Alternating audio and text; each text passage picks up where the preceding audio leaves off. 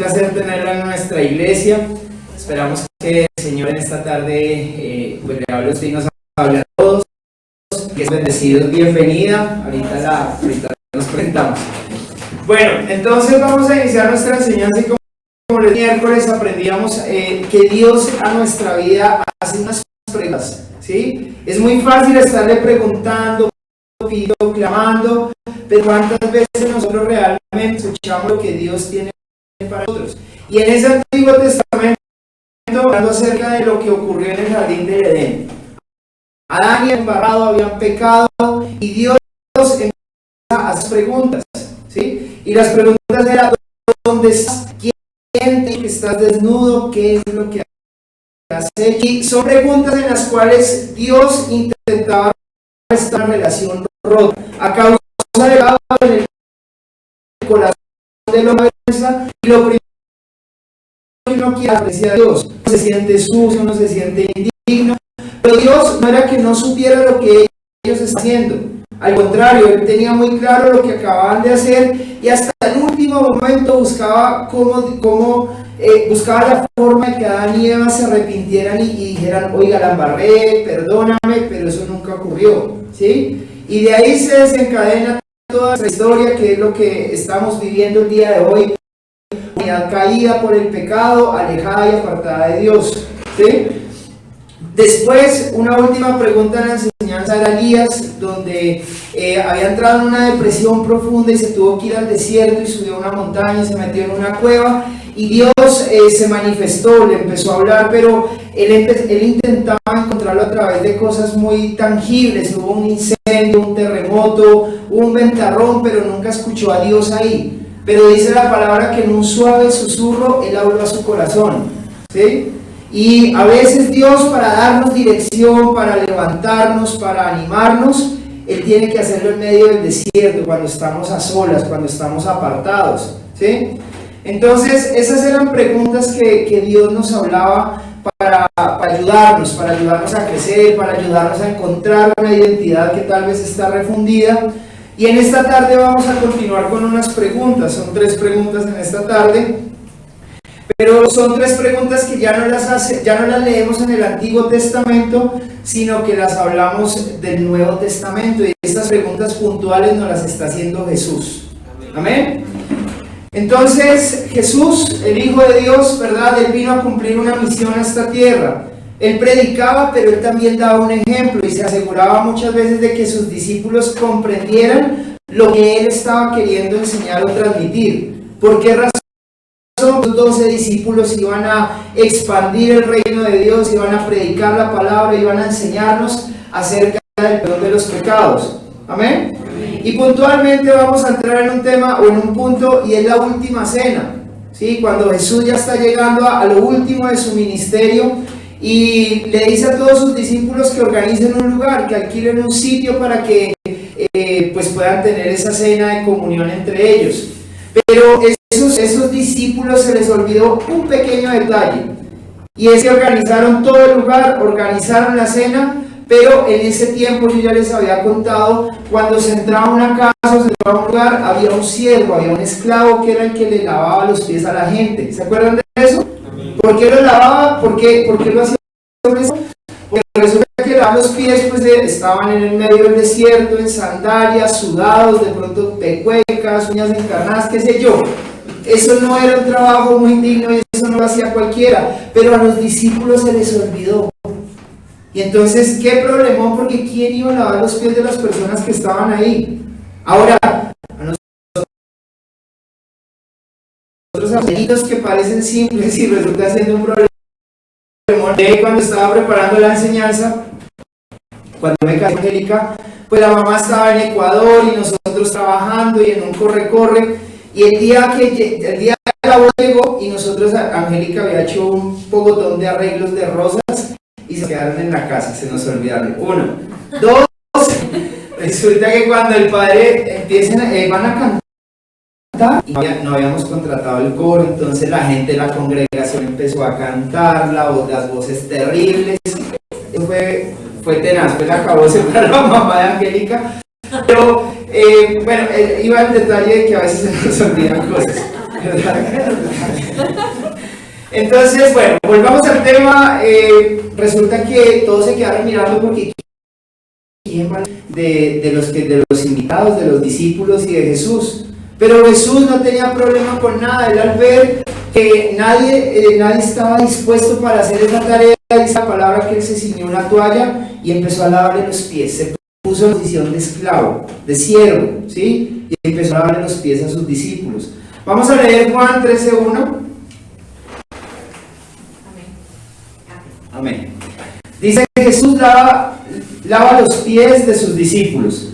Faltaba muy poco para que empezara la fiesta de la Pascua y Jesús, ya que se acercaba el momento en que se dejaría este mundo para ir a reunirse con Dios, su Padre. Él siempre había amado a sus seguidores que estaban en el mundo y los amó de la misma manera hasta el fin. Amén. Amén. Entonces Jesús tiene una actitud muy humilde, pero muy humilde, porque como les digo, eso solo lo hacía un esclavo. Se puso a lavarle los pies, pero yo veo que Jesús amó a los suyos sin condición hasta lo último. Nunca con el otro. Jesús mezcló cobradores de impuestos con pescadores, con guerrilleros, porque había uno que era el celote, Tomás. Mezcló todas las personas, ¿sí? Él estuvo fe, él estuvo paciencia, nunca los criticó, y eso fue lo que él vivió a lo largo de su vida, ¿sí? Pero yo veo que en este último momento, reunido con sus discípulos, donde está en comunión, él quiere dejar la última enseñanza, y tal vez Jesús quiere cerrar con un broche de oro, quiere dejar algo grabado en el corazón de sus amados, ¿sí? Y esa enseñanza era que el amor de Dios y el poder que se vive en este mundo es diferente al que Dios ofrece, ¿sí? Y vamos a leer Juan 13, versículos 3 al 5. ¿Ya estamos ahí?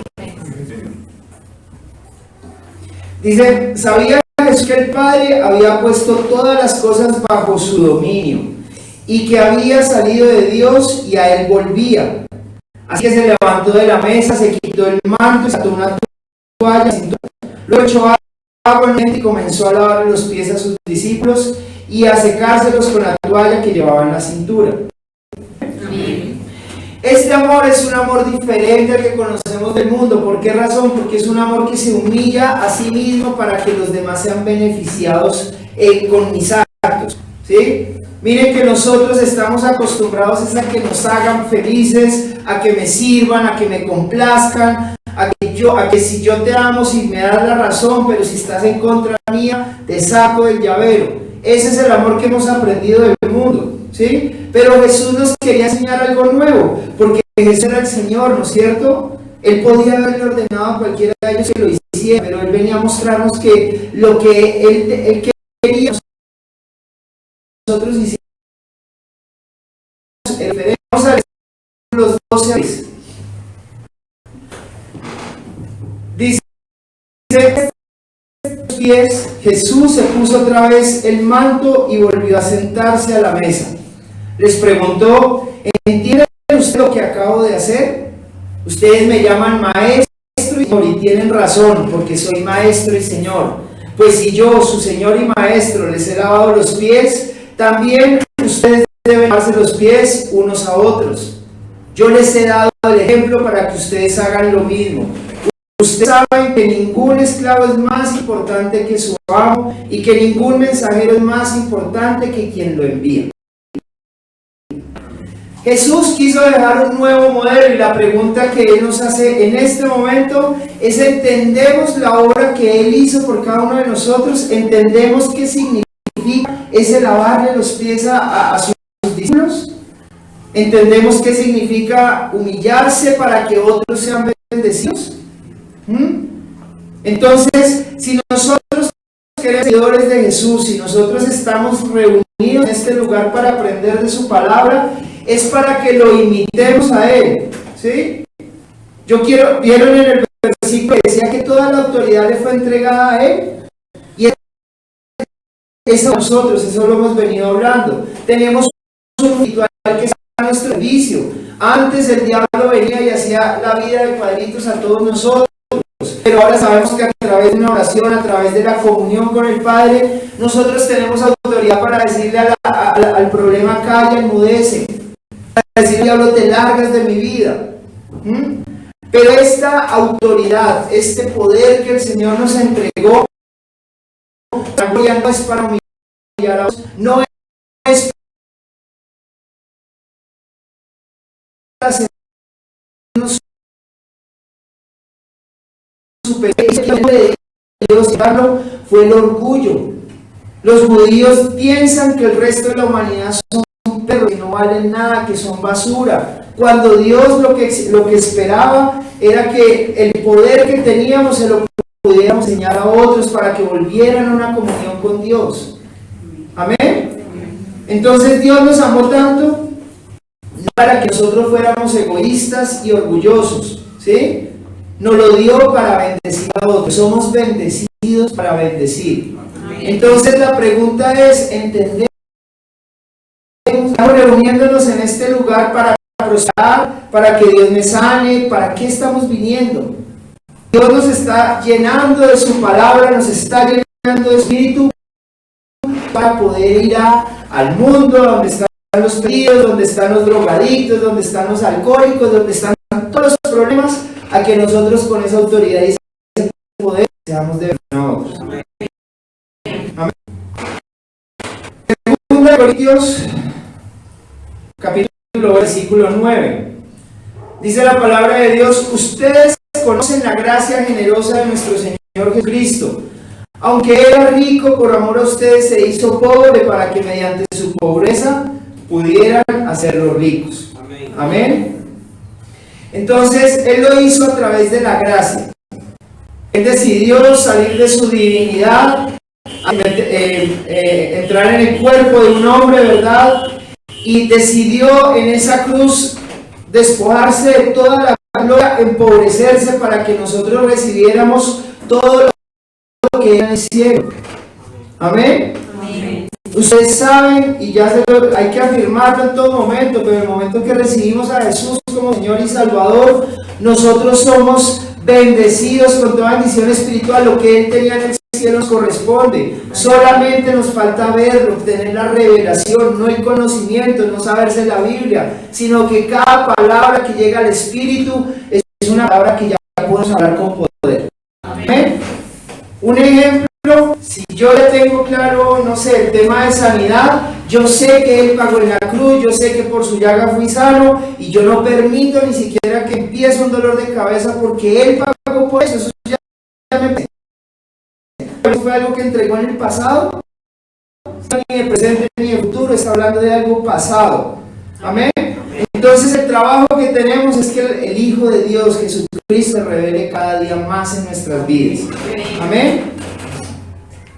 Nuestra función es diferente a lo que el mundo enseña o lo que nos había enseñado hasta el momento sobre lo que es el amor y el poder, ¿sí? Contrastado con el reino de Dios. Y lo que tenemos que ver es que Jesús nos está preguntando si entendemos lo que Él hizo. Y para dejar más claro este tema de lo que Él hizo, quiero que leamos Filipenses 2, versículos 5 al 9. De pronto aquí hemos visto lo de la toalla y claro, tremendo trabajo, se humilló a sí mismo, pero miren lo que está diciendo. El título de mi Biblia dice: tengan la misma actitud que tuvo Cristo. Dice: aunque era Dios, no consideró que el ser igual a Dios fuera algo a lo cual aferrarse. En cambio, los privilegios divinos, adoptó la humildad de un esclavo y nació como un ser humano. Cuando apareció de hombre, se humilló a sí mismo en obediencia a Dios y murió en una cruz como morían los criminales. Por lo tanto, Dios lo elevó al lugar de máximo honor y le dio un nombre que está por encima de todos los demás nombres. Amén. Amén.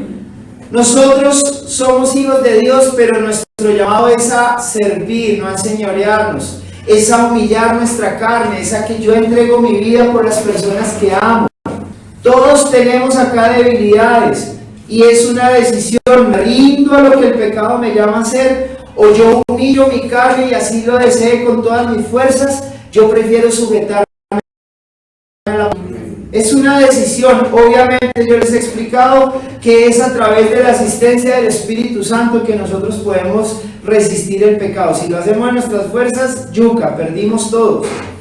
Pero cuando lo hacemos en el poder de Dios, en el poder del Espíritu Santo, nosotros podemos tener la actitud que tuvo Cristo. ¿Qué quiere decir esa actitud? Yo puedo dar la vida por mi esposa, yo puedo dar la vida por mis hijos, yo puedo dar la vida por el que me ha ofendido, el que me ha humillado, el que me ha abandonado, y puedo dar el amor que Dios da. Y decimos, pues madre, qué duro, porque entonces ¿cuántos años? 70 años, pero resulta que es que eso no es así nomás. Quiero resaltar el versículo 9. Y el versículo 9, tanto Dios lo elevó al lugar de máximo honor y le dio el nombre que está por encima de todos los demás nombres. ¿Sí? Cuando nosotros decidimos caminar en el plan de Dios, puede sonar harto para la carne. Al comienzo eso como que fastidia, como que no es tan chévere, pero en la medida que nosotros nos vamos dando más de Dios, dice la palabra que hay un punto en el que Él nos va a exaltar nuestra obediencia, nuestra humildad a lo que Él hace que nosotros seamos promovidos, que nuestra vida sea transformada, que nosotros podamos caminar en victoria. Amén. Y hoy yo les digo que tanto nos parecemos hoy a Jesús, ¿sí? ¿Seremos capaces de ir y lavar los pies de los que están afuera? ¿Será que tenemos la humildad, la compasión para pensar no solamente en necesidades, sino ver un poquito más allá? Si entendemos nuestro llamado, debemos saber por qué estamos aquí en la iglesia, ¿sí? Si estamos en la iglesia es porque hay que hacer una tarea para Dios. Hay que ponernos en esa posición de siervos y disfrutamos de la bendición, pero tenemos que aprender también a servir. Amén. Amén. Vamos cerrando esa primera pregunta, vamos a la segunda de esta tarde. Y Jesús nos pregunta esta tarde, ¿quieres ser sano? Amén. Amén. Amén. Con ese entusiasmo todos vamos a Amén.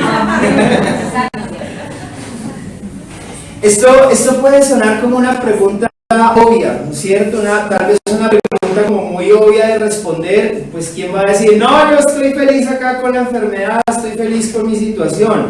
¿Sí? Pero esta pregunta es algo curioso cuando estaba leyendo las escrituras, y aquí les quiero hablar del tanque de Bethesda, del estanque, ¿sí? Y acá es donde Jesús llega, donde había un lugar donde todos los enfermos estaban alrededor de ese tanque o de esa alberca, ¿verdad? Y lo que dice la palabra es que cuando el agua se agitaba, era un ángel que bajaba y quien tocara, ¿sí? Entonces aparece esto de un paralítico, y vamos a leer Juan capítulo 5 versículo 7. Dice, entre ellos se encontraba un hombre inválido que llevaba enfermo una semana, 38 años. Cuando Jesús lo vio allí tirado en el suelo, se enteró de que ya tenía mucho tiempo de estar así, le preguntó, ¿quieres quedar sano? Señor, respondió, no tengo a nadie que me meta en el estanque mientras se agita el agua, y cuando trata de hacerlo, otro se mete antes. Amén. La respuesta es, después de 38 años de estar ahí tirado al lado de esa poceta y que nunca pudo entrar al agua, lo más es que hubiera dicho, ¿qué? Obvio, sí, eso es lo que yo quiero, lo que anhelo, sáname. Pero se dan cuenta que en este versículo el hombre empieza a darle explicaciones a Jesús. Empieza a decirle que nadie lo había ayudado, que habían estado 38 años ahí perdiendo el tiempo. Tal vez era un hombre que ya no tenía mucha esperanza, un hombre que tal vez se había acostumbrado a una mala vida, que se había acostumbrado a los ataques del diablo todo el tiempo, pero sin embargo guardaba algo de esperanza en su corazón, porque era un hombre que 38 años seguía ahí. Y lo que yo les quiero decir con esto es que todos queremos un cambio en nuestra vida. Tal vez hemos tenido situaciones en las cuales el diablo nos tiene encerrados, nos tiene pisoteados, donde de pronto nos aguantamos malos tratos, donde nos aguantamos crisis, donde de pronto hay escasez en nuestra vida, donde hay enfermedad física. Y aunque no es la respuesta, siempre guardamos el paralítico de que en algún momento algo va a cambiar. Y eso es lo que ocurre con él. Entonces yo quiero que, comparándolo con él, es que el pecado a veces nos paraliza, avergüenza, nos hace esconder, nos sentimos rotos por dentro, aunque a veces queremos abandonar ciertos comportamientos, no lo podemos hacer, ¿sí? Estamos como ese paralítico ahí tirado. Y tal vez estemos en algún área de nuestra vida cerca a ese estanque de la resignación. Y nos hemos acostumbrado a vivir frustraciones y vidas llenas de tristeza. Pero lo que quiero que notemos a Jesús aparece, algo cambia. Algo cambia. Él siempre viene para solucionar. Cuando nos disponemos a tener una relación con Él, Él tiene la capacidad de sanarnos, ¿sí? De quitarnos todas esas ataduras que traemos del pasado.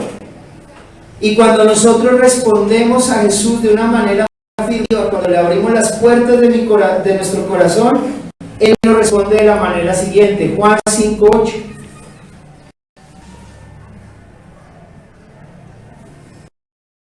Dice la palabra de Dios: levántate, recoge tu camilla y anda, le contestó Jesús. Ahora, yo les hago una pregunta: ¿muy difícil para Jesús algo? No. Muy difícil restaurar mis finanzas, muy difícil restaurar mi matrimonio, muy difícil sacar a mi hijo de las drogas. ¿Muy difícil algo para Él? Solamente es que Él dé la orden. En el momento que le dejamos operar, Él puede llenar todos nuestros vacíos, Él puede dejar todo nuestro pasado atrás, nos levanta. Amén. Hay algo, y es que, ¿cómo se llama eso? Hay algo que el diablo siembra a veces en el corazón, que se llama desesperanza, ¿sí? Ustedes han visto los ratoncitos del laboratorio que cuando les ponen el queso y entonces el ratón va a comer y entonces le coge el corrientazo y lo intenta un par de veces, pero a lo último el ratón prefiere morirse de hambre que volverse a acercar a la comida, ¿sí? Y eso pasa a veces con nosotros, pero quiero decirles que para Dios no hay nada imposible, nada. Y un testimonio y un ejemplo tal vez son sus pastores, que cuando nadie daba por nosotros, cuando teníamos nuestra vida patas arriba, en todas áreas, porque no era solo matrimonio, en finanzas, en todo estábamos mal, cuando le abrimos la puerta a Jesús, Él cambió nuestra vida. Amén. Amén. Entonces para Dios no hay nada imposible. De hecho en Lucas 18:27 lo dice: lo que es imposible para los hombres es posible para Dios. Amén. Aclaró Jesús. No hay nada que no pueda cambiar cuando se la pone en sus manos. Cuando Lucas 17, cuando decidimos responder afirmativamente, Él tiene el poder de hacerlo todo nuevo. Eso dice su palabra. Amén. Pero también les quiero dejar una claridad, y es que como Jesús es un Señor, es un caballero, también un no es una respuesta que Él respeta.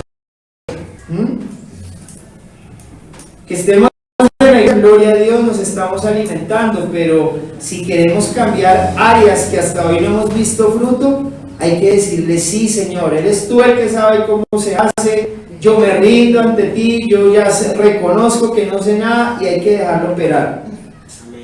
Pero también puede ocurrir que estemos llenos de dolor, de rencor, de falta de perdón, y que no soltemos cosas que Él nos está pidiendo que entreguemos.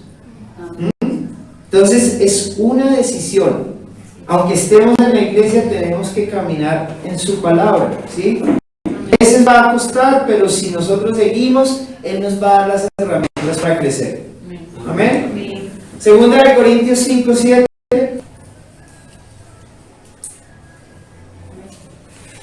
Dice: pues vivimos por lo que creemos y no por lo que vemos. Amén. Entonces, aquí es una decisión, creemos que el problema es más grande o que Jesús es más grande.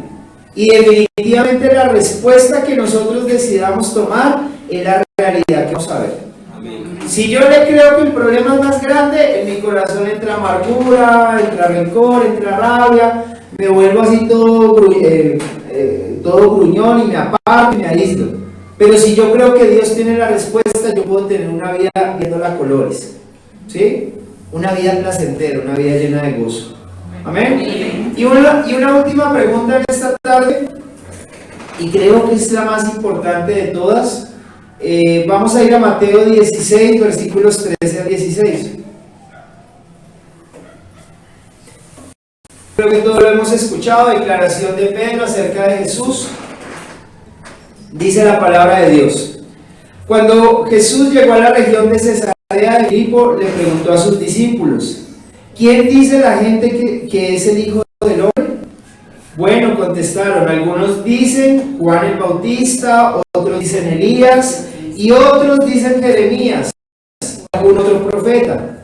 Entonces les preguntó: ¿y ustedes quién dicen que soy? Simón Pedro contestó: tú eres el Mesías, el Hijo del Dios viviente. Amén.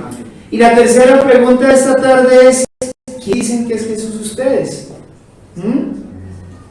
Jesús primero pregunta lo que dice la gente, y yo les quiero decir que en las iglesias también hay muchos simpatizantes, y simpatizante es el que viene, le agradan las enseñanzas, que de pronto vienen por una necesidad, por un milagro, de pronto quieren que alguien les profetice algo acerca de su vida, y el simpatizante nunca va a poder tener una revelación real de quién es Jesús.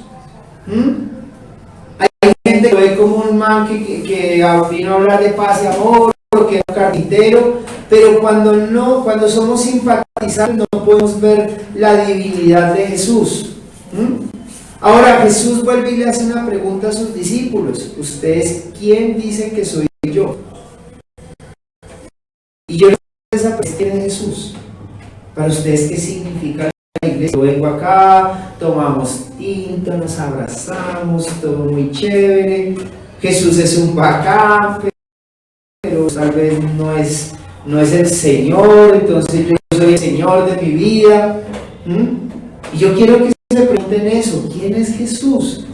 Porque es que la pregunta trae una revelación gigantesca, y esa respuesta tiene la capacidad de transformar la vida de cada uno de nosotros. Entonces, Pedro dijo: el Cristo, el Salvador, el Hijo del Dios viviente, ¿sí? Y eso trae una consecuencia, y quiero que la leamos. Primera de Juan 5:20. Y siempre nos ponen la música.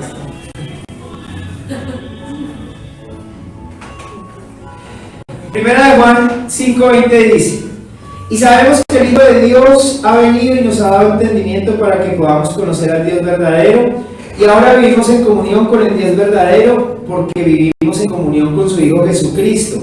Él es el único Hijo, el único Dios verdadero, y Él es la vida eterna.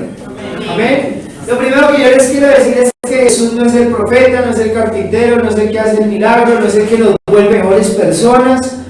Él es el Hijo de Dios, Él es el Salvador, Él es el que nos libró a nosotros del infierno. Ustedes y yo estábamos con una patica o tal vez todo el cuerpecito metido allá en el infierno. Y cuando alguien vino y nos predicó, lo que ocurrió fue que su palabra hizo que todos nuestros pecados fueran borrados y que nosotros pudiéramos recibir la vida eterna. ¿Sí? Es por Él que nosotros podemos tener un comienzo en nuestras vidas. ¿Sí? Cuando Pedro responde que Él es el Hijo del Dios viviente, Jesús le dice: solo te lo reveló ni carne ni sangre, sino el mismo Dios. Y vamos a leer qué fue lo que le dijo Jesús después, versículos 17 y 19. Jesús respondió: bendito eres, Simón, hijo de Juan, porque mi Padre que está en el cielo te lo ha revelado.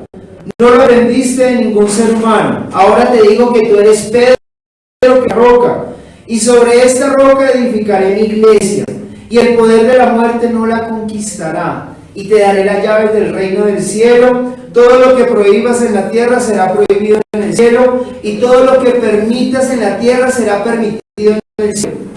Amén. Cuando nosotros tenemos revelación de quién es Jesús y nosotros lo confesamos y lo declaramos, lo primero que ocurre es que se nos da una nueva naturaleza, se nos da una nueva identidad.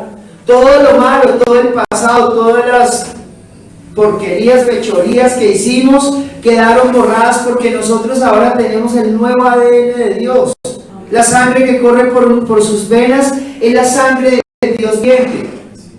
Entonces lo que ocurrió con Pedro, mire, en la palabra dice que él era Simón, y Jesús inmediatamente le da una nueva identidad, le dice: tú eres Pedro, tú eres Cefa, tú eres la roca sobre la cual voy a edificar mi iglesia. Simón era un man súper explosivo, no era estudiado, nada, era lleno de dudas, negó a Jesús 3 veces, pero cuando recibe la nueva identidad empieza a trabajar un nuevo carácter en él. Ahora es empoderado para ayudar a cimentar la iglesia en la que estaban haciendo el Señor Jesús. Entonces yo quiero decir que si la revelación de Jesucristo hoy es que es el Hijo de Dios, que es su Salvador, no hay pasado que pueda atormentarlos en este momento. Porque Jesús sacó eso malo de sus vidas y hoy les entregó una nueva identidad. Si antes era fracaso, si antes era depresión, lo que les quiero decir es que Él les entregó victoria. Eso es lo que les corresponde hoy. Sin importar del hueco de donde los ha sacado, Él los va a levantar. Él es fiel y Él cumple lo que promete. Amén. Y una cosa más es que nos da autoridad y poder, como se los decía al comienzo. ¿Sí? Recuerda el versículo 19: te daré las llaves del reino del cielo, y todo lo que prohíbas en la tierra del cielo. O sea, que el diablo puede venir y hacernos la vida cuando quiera. No. Si le pedimos que entre a nuestra casa, ¿tenemos la autoridad para hacerlo? Sí, tenemos autoridad. Y todo lo que permitas en la tierra será permitido en el cielo. Cuando yo desato la voluntad de Dios del cielo sobre mi casa, sobre mis finanzas, eso es lo que tiene que pasar. Porque tenemos una autoridad. Son palabras de Jesús, no son palabras del pastor, no son palabras de un libro cualquiera, es palabra de Dios. Amén. Amén. Entonces Dios nos manda a caminar en una nueva, pero no nos mandó desnudos o desarmados. Él nos armó con todos los fierros para que el diablo no nos pueda ni tocar, ni somos blindados por Dios, por sus ángeles, somos asistidos por Espíritu Santo. Amén. Y esto lo uno con la primera pregunta: si entendemos lo que Él hizo en la cruz, el servicio que vino a mostrar a nosotros, pues nosotros vamos a ser empoderados para servir. Nosotros vamos a tener los recursos para vivir nuestra vida placentera. En la medida que nos comprometemos con Dios, Él abre puertas y todo eso va a llegar con facilidad. Amén. No estoy diciendo sin hacer nada. Todo debe fluir porque estamos sirviendo al Dios viviente. Y si cumplimos su horario, Él no tiene problema con disponer todo lo que necesitamos. Un carro para ir a visitar gente, una casa para que vivamos tranquilos, la nevera llena para que no estemos solos y podamos dedicarnos a Él. Todo eso Él lo va a proveer. Amén. ¿Alguien lo puede creer? Amén. ¿Quién es Jesús para ustedes? Amén. Todo. ¿Bien? Amén. Si Jesús es todo, si es su Señor los va a llevar a buenos pastos. Amén. Si Jesús es su Señor, Él va a derramar bendición sobreabundante. Aún incluso en Salmos 23 dice que aunque los acusadores estén encima y estén alrededor de su mesa, su vara y su callado, y aunque pasemos por el valle oscuro, su vara y su callado nos van a llevar a la luz nuevamente. Amén. No importa que se levante, nosotros somos victoriosos cuando sabemos quién es Cristo y cuando estamos en Cristo. Amén. Amén. Yo los invito en esta tarde a que nos coloquemos sobre los pies. Vamos a orar.